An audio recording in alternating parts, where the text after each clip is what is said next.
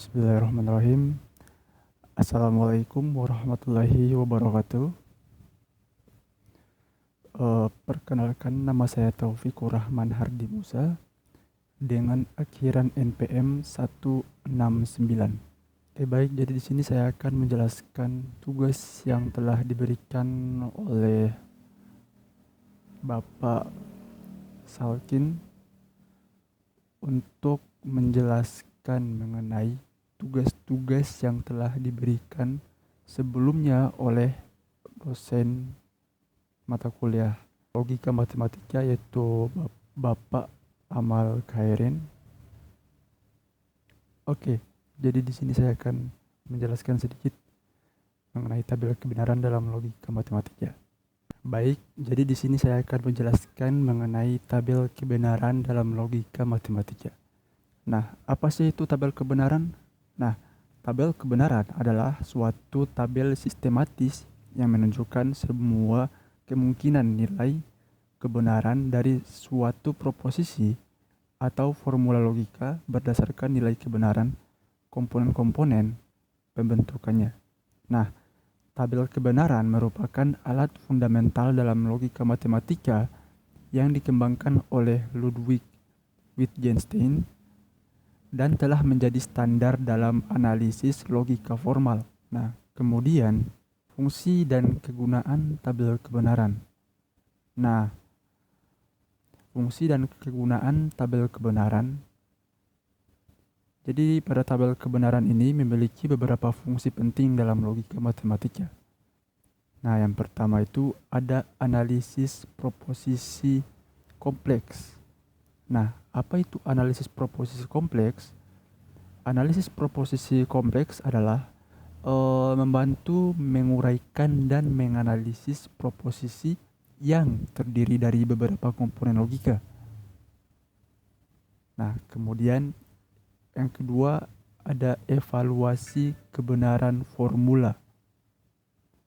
Nah, yang kedua ini dia untuk menentukan nilai kebenaran dari formula logika yang kompleks. Kemudian yang ketiga ada verifikasi ekuivalensi. Nah, verifikasi ekuivalensi ini dia memeriksa apakah dua formula logika memiliki nilai kebenaran yang sama. Nah, itu yang ketiga ya. Kemudian yang keempat ada identifikasi tautologi dan kontradiksi. Nah, yang keempat ini dia untuk mengenali proposisi yang selalu benar atau selalu salah. Kemudian yang kelima ada validasi argumen. Nah, validasi argumen ini dia untuk memeriksa kevalidan suatu argumen dalam penalaran logis. Kemudian yang terakhir ada dasar pembuktian matematika yang memberikan fondasi untuk berbagai metode pembuktian formal. Nah, kemudian masuk ke simbol-simbol logika dasar. Nah, sebelum mempelajari tabel kebenaran, pentingnya kita untuk memahami simbol-simbol logika yang digunakan. Nah, apa saja sih simbol-simbol yang dipelajari dalam tabel kebenaran? Nah, berikut ini adalah berbagai simbol-simbol dari digunakan logika untuk tabel kebenaran. Nah, yang pertama ada negasi. Ada negasi. Ini adalah negasi. Nah, negasi atau bisa dibilang tidak. Negasi ini itu dia membalik nilai kebenaran. Jadi dia sama seperti antonim. Kalau antonim kan membalikkan kalimat atau kata. Kalau negasi ini dia untuk membalik nilai kebenaran. Sebenarnya fungsinya sama saja, membalik keadaan. Kemudian yang kedua ada konjungsi atau dan. Nah, konjungsi ini dia benar jika kedua proposisi benar. Kemudian yang ketiga ada disjungsi, bisa dibilang atau. Nah, disjungsi ini dia benar jika minimal satu proposisinya benar. Kemudian yang keempat ada implikasi atau jika maka. Nah, implikasi ini salah hanya jika anteseden benar dan konsekuen salah. Kemudian yang kelima ada ekuivalensi atau jika dan hanya jika. Simbolnya seperti ini ya. Nah, jika dan hanya jika ini atau ekuivalensi ini dia benar jika kedua proposisi memiliki nilai yang sama. Kemudian masuk ke truth dan false. Ini truth dan ini false. Nah, kalau truth itu dia bernilai benar atau memiliki nilai 1 ini. Kalau false ini tidak memiliki nilai atau sama dengan 0 atau dalam artiannya salah. False, salah. Nah, kemudian masuk ke komponen tabel kebenaran. Nah, pada komponen tabel kebenaran ini, setiap tabel kebenaran terdiri dari beberapa komponen utama. Nah, apa saja sih komponen-komponen utamanya? Nah, ini adalah komponen-komponen utama dari tabel kebenaran. Nah, yang pertama ada kolom variabel input. Pada kolom variabel input ini, dia berisi semua variabel proposisi. Nah, biasanya pada kolom variabel input ini, dia berisi semua variabel proposisi. Seperti variabel A, B, C, dan sebagainya. Bisa juga seperti yang lain, orang lain gunakan itu mereka pakai P, Q, R, S, T, U, dan lain-lain, dan seterusnya. Jadi bebas ya variabel ini mau pakai apa aja, tapi di sini saya memakai A, B, C, D, dan seterusnya. Oke. Kemudian yang kedua ada kolom subformula. Nah, kolom subformula ini berisi hasil evaluasi bagian-bagian dari formula kompleks. Kemudian yang ketiga, kolom hasil akhir. Ini berisi nilai kebenaran final dari seluruh formula. Kemudian yang terakhir yaitu baris kombinasi. Nah, baris kombinasi ini setiap baris mewakili satu kombinasi nilai kebenaran yang mungkin. Nah, kemudian masuk ke prinsip dasar konstruksi. Apa sih itu prinsip dasar konstruksi? Nah, prinsip dasar konstruksi ini dia untuk membangun tabel kebenaran. Kita mengikuti prinsip dasar bahwa setiap proposisi dapat bernilai benar atau truth atau salah, false. Jika terdapat n variabel proposisi, maka ada dua kombinasi nilai kebenaran yang mungkin. Ini karena setiap variabel memiliki dua kemungkinan nilai dan dengan n variabel independen. Kemudian kita langsung masuk saja ke tabel kebenaran operasi logika. Nah, di sini saya akan membuat tabel kebenaran dari operasi logika dasar. Dari yang pertama, yaitu ada negasi. Nah, negasinya seperti yang di atas tadi. Simbolnya seperti ini. Negasi. Atau bisa seperti ini. Negasi. Dia tidak bisa seperti ini ya. Ini sudah masuk ke simbol yang lain. Oke, jadi pertama ada negasi. Nah, negasi itu apa sih? Negasi adalah operasi unari yang mengubah nilai kebenaran proposisi menjadi kebalikannya. Jadi dia membalik proposisi kebenaran. Jadi negasi ini sama saja seperti antonim. Kalau antonim itu untuk membalikkan kata atau kalimat, tapi negasi ini dia untuk membalikkan nilai kebenaran proposisi. Oke, jadi contoh saya langsung akan membuat tabel kebenarannya di sini. A. Jadi di sini saya menggunakan proposisi A, B, C dan D. A. Kemudian ada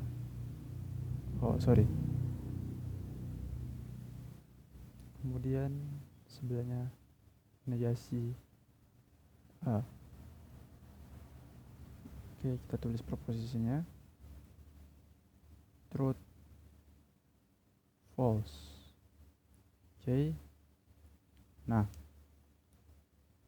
ingat ya, negasi yang pokoknya ada negasi ini, dia membalikan nilai proposisi yang ada pada variabel sebelumnya. Ini ya.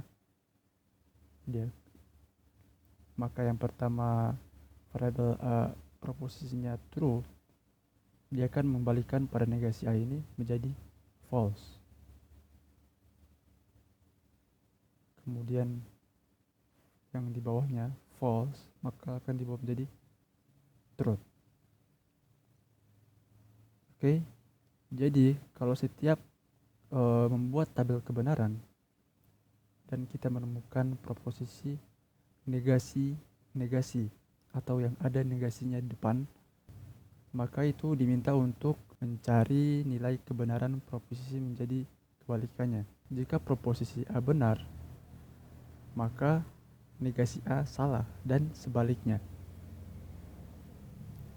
Contohnya seperti jika A hari ini hujan, maka negasi A hari ini tidak hujan. Oke, kemudian masuk ke 2, itu tabel kebenaran konjungsi.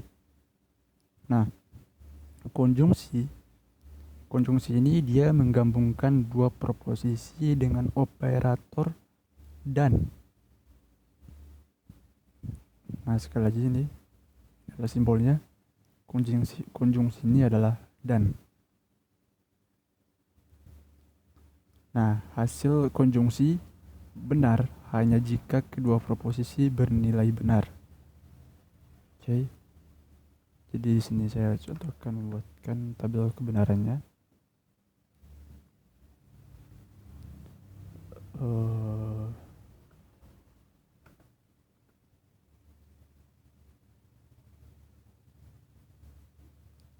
A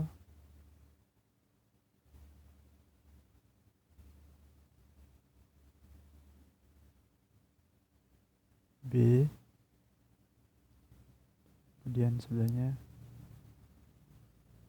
A dan. Ingat ya, di sini kita tulis dan. Ini adalah logonya. A dan B. Nah, kemudian di sini kita tulis dulu nilai dari truth,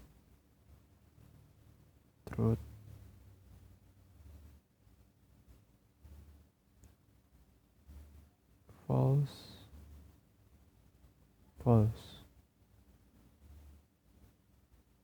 truth, false, false. Nah, jika sudah seperti ini, kita tinggal cari saja daripada nilai variabel A dan B ini. Nah, konjungsi ini bernilai benar hanya pada baris pertama. Ini ya. Pada baris pertama ini ya. Di mana kedua proposisi benar atau bernilai true. Ini.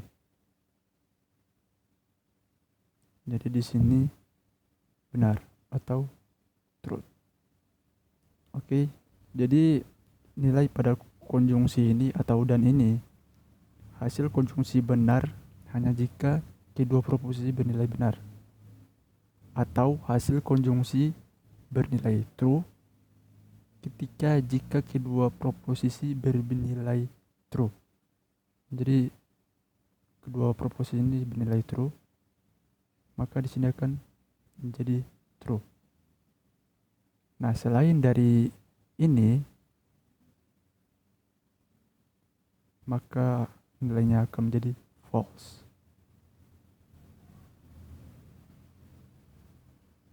False.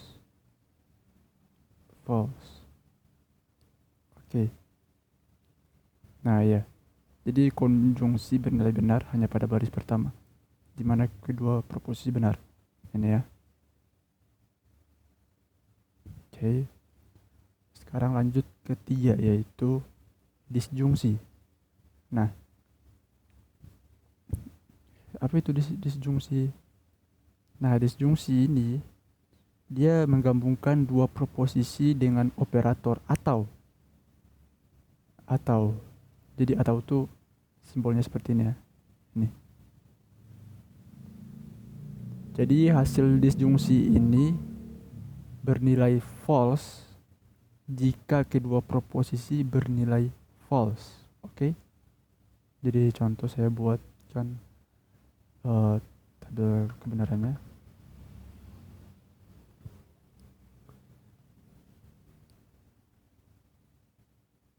A,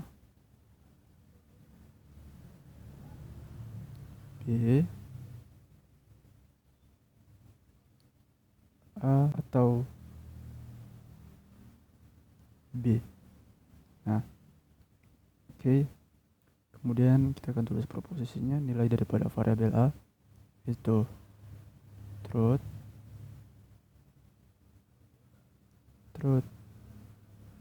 false.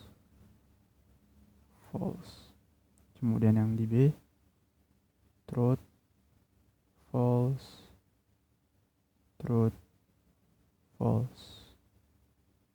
Oke. Nah, sekarang tinggal kita cari daripada nilai variabel A atau B ini. Nah, seperti yang tadi sudah saya jelaskan, hasil disjungsi variabel ini dia akan mencari nilai false jika kedua proposisi bernilai false. Oke. Jadi di sini kita mencari nilai yang bersamaan atau nilai yang false pada kedua variabel A dan B ini, yaitu ada pada bagian terakhir ini, false dan false. Oke, maka di sini akan menjadi nilai false. Nah, selain dari dua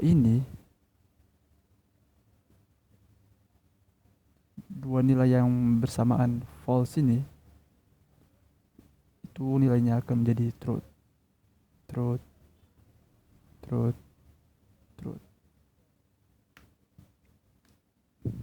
Oke. Kemudian masuk ke implikasi. Nah, implikasi atau jika maka yang simbolnya seperti ini. Oke, nah implikasi menyatakan hubungan kondisional jika maka. Nah, implikasi ini dia salah hanya jika anteseden benar dan konsekuen salah. Nah, seperti apa sih tabel kebenarannya? Oke, di sini saya akan membuatkan tabel kebenaran daripada implikasi ini. C A B A, ingat ya. Di sini kita tulis ini. Jika maka B. Oke. Oh, sorry.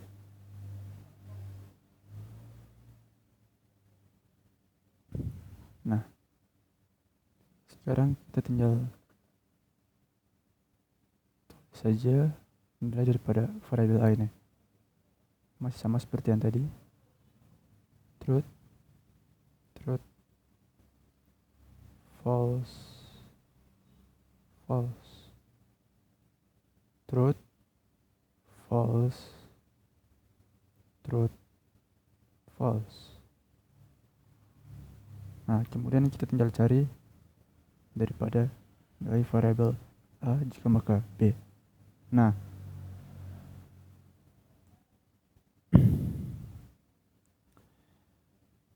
oke, jadi pada implikasi ini salah hanya jika antecedennya benar dan konsekuen salah. Nah, itu gimana tuh? Nah, gini deh. Jadi pada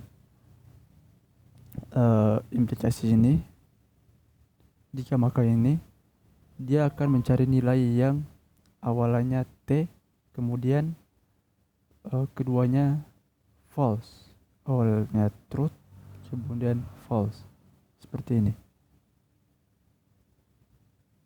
Oke. Jadi selain dari ini, maka nilainya akan truth. Ingat, jadi implikasi ini dia mencari nilai yang awalnya truth, kemudian terakhirnya false. Ya. Nah, selain dari ini, itu nilainya true. Di sini truth.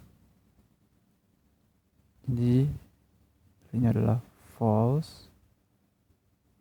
Kemudian sisanya truth semua. Nah, kenapa di sini kok nilainya false tapi di sini malah true? Nah, karena implikasi ini dia hanya mencari daripada nilai false. Itu ini nih. Ada pada ini. Oke.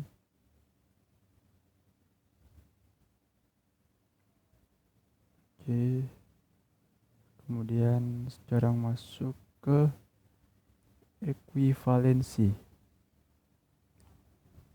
Nah, ekuivalensi atau jika dan hanya jika ini dia menyatakan bahwa dua proposisi memiliki nilai kebenaran yang sama. Benar jika kedua proposisi sama, benar atau sama-sama salah. Oke, jadi saya langsung saja membuatkan tabel kebenarannya.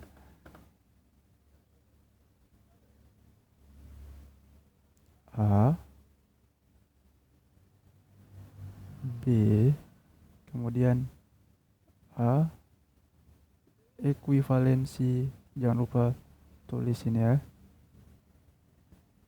Ekuivalensi pakai simbolnya ekuivalensi B atau jika dan hanya jika. Nah, kemudian kita cari lagi sini truth, truth, false, false. Kemudian sini truth, false, truth, false. Nah, sekarang kita tinggal cari nilai daripada jika dan hanya jika atau ekuivalensi ini. Nah, tadi sudah saya jelaskan sedikit. Dia akan mencari nilai benar jika kedua proposisi sama benar atau sama-sama salah. Jadi seperti ini. Dia mencari nilai truth. Jika kedua proposisi sama-sama benar atau sama-sama salah.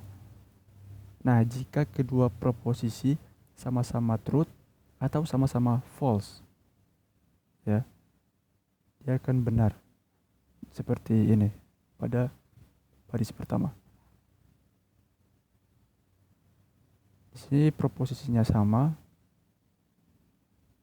berarti maka di sini akan bernilai truth. Kemudian kita cari lagi apakah di sini masih ada nilai proposisinya yang sama. Ternyata masih ada pada bagian terakhir. Dia memiliki proposisi yang sama. Maka di sini nilainya truth. Oke. Nah, selain dari nilai yang sama, nilai proposisi yang sama itu akan bernilai false. Seperti ini. Ini akan bernilai false. False. Oke. Jadi mungkin itu saja yang dapat saya jelaskan terkait tugas untuk menjelaskan tugas yang telah diberikan sebelumnya oleh Pak Amal selaku dosen mata kuliah logika matematika. Jadi ya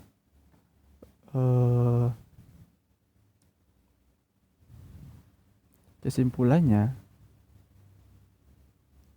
tabel kebenaran adalah alat fundamental dalam logika matematika yang memberikan pertama, metode sistematis, kedua, verifikasi formal, ketiga, aplikasi praktis, keempat, pemahaman konseptual.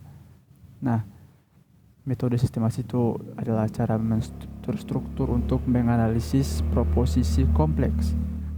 Kemudian verifikasi formal, alat untuk verifikasi ekuivalensi dan validitas argumen, dan seterusnya.